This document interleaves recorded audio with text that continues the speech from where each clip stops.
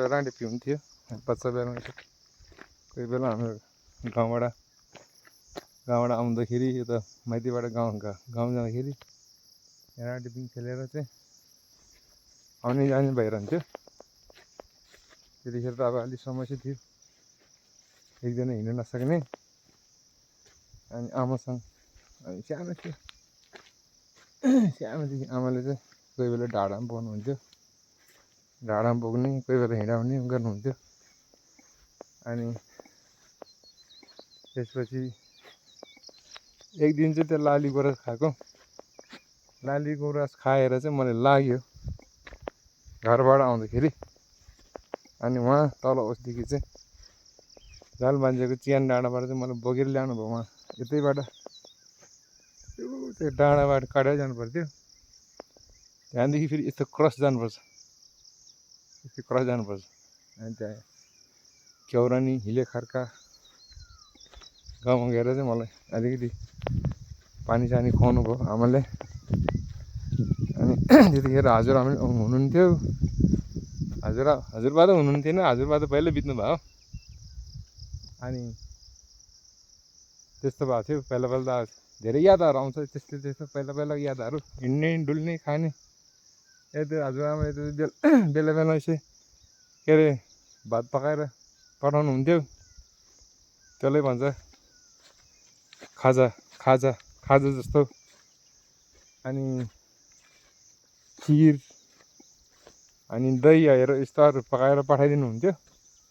हामी यतैतिर बसेर खान्थ्यौँ। यहाँ राँडे पिङ थियो यहाँनिर यो ढुङ्गा पनि यहीँ छ अहिलेसम्म ढुङ्गा। अनि यहाँनिर थियो एउटा पोल, यहाँ एउटा पोल यहाँ थियो। अनि हामी यहीँ खेल्थ्यौँ, पिङ खेलेर जान्थ्यौँ। अन्त सिजन अनुसार जे होस् यतातिर पहिला त्यस्तो गरी पनि हुन्थेन।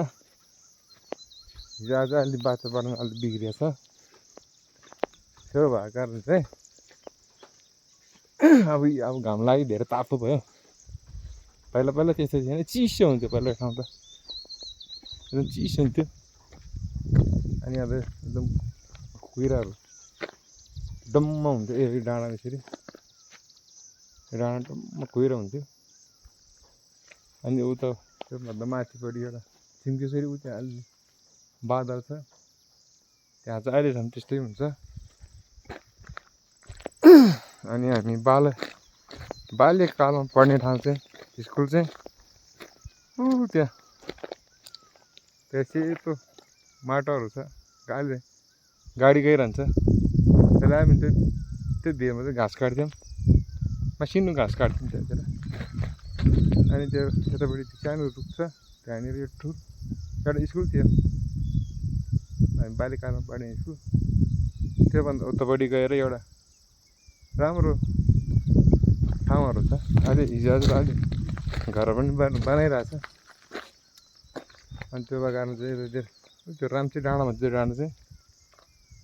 त्यो डाँडा चाहिँ यो डाँडा लडाइँ खेल्ने, त्यो डाँडा चाहिँ हेरेर पानी पुरानो डाँडा त्यो डाँडा चाहिँ। अनि यहाँबाट ल्याएर यो डाँडामा पानी ल्याइदिन्थ्यौँ। अनि कसैले यहाँबाट ल्याएर फेरि यसमा पानी ल्याइदिन्थ्यौँ यो डाँडामा।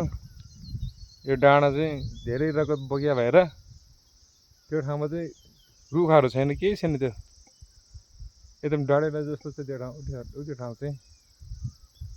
अनि त्यो माथि एउटा मुलिथुङ्गे डाँडा छ, त्यहाँ पछि आएर त्यहाँ क्याम्पहरू आर्मीहरू बस्नुहुन्थ्यो। उहाँहरू माथि डाँडामा वहाँदेखि पानी बोक्नुहुन्थ्यो तल गेर खोला भन्दा अलि मुनि एउटा त्यहाँ ठुलो पानी आउँछ। त्यहाँ चाहिँ फेरि 12 महिना 12 काल मिठो पानी बगिरहेको हुन्छ। अनि हामी त्यहाँबाट आउँदाखेरि त्यहाँबाट पानी भएर आउँथ्यो, यहाँ आएर खान्थ्यौँ।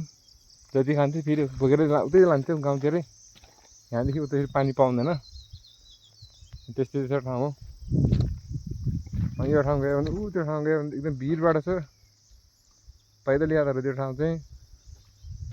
अनि त्यो ठाउँ चाहिँ गेरखोलो, माथि गेरखोला भन्छ। त्यो हाम्रो के अरे बहिनीको घर हो, त्यो चाहिँ हाम्रो बहिनीको घर हो त्यो चाहिँ।